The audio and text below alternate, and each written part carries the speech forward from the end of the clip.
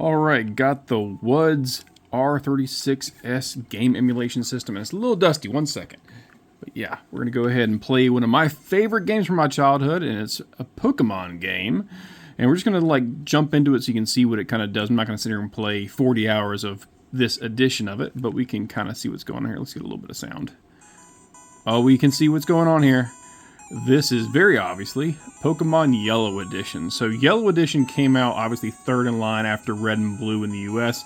And the reason why I love this edition in particular is one of the most frustrating things if you were on the American side of playing these games as a kid. You would often see the anime long before you ever played the game. So you kind of knew what the Pokemon were supposed to look like based on the anime. And then when you got Red or Blue, none of the sprites matched up. Nothing looked correct. It was all like, why is Pikachu chubby? Even though now we love chubby Pikachu. It was always like, what's going on here? Everything looked off on Red and Blue. So when they brought in Pokemon Yellow on the Game Boy Color, they addressed all of that. They basically made all the sprites, all the Pokemon look the same way they did in the anime. So it became a much more, I'm going to say, user-friendly issue, more of a user expectation-friendly issue. And the best part about this is honestly that Pikachu follows you all around. So it's super fun to run around with Pikachu.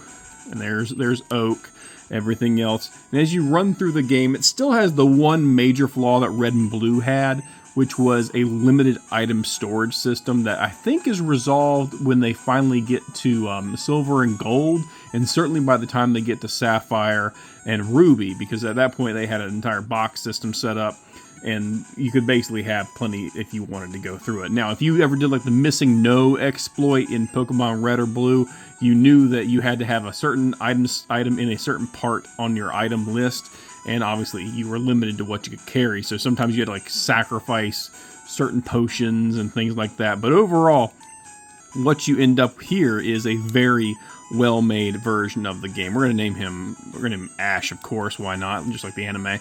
But it's a better looking, honestly, I'm going to say it's a more optimized version of Red and Blue. Obviously, it runs more intensely and just does a better job overall. If you want to play this on an emulator like this system here, you got to do a whole bunch of like jumping through hoops, but it is excellent that you can play it on a much larger screen and all that fun stuff. But I don't want to give him a name. What am I doing here? We are not giving him a name. We'll just call him Jay. There. Done. His name is SS.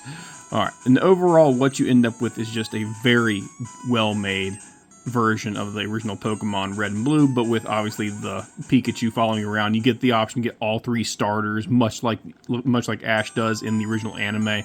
And overall, just a really great game.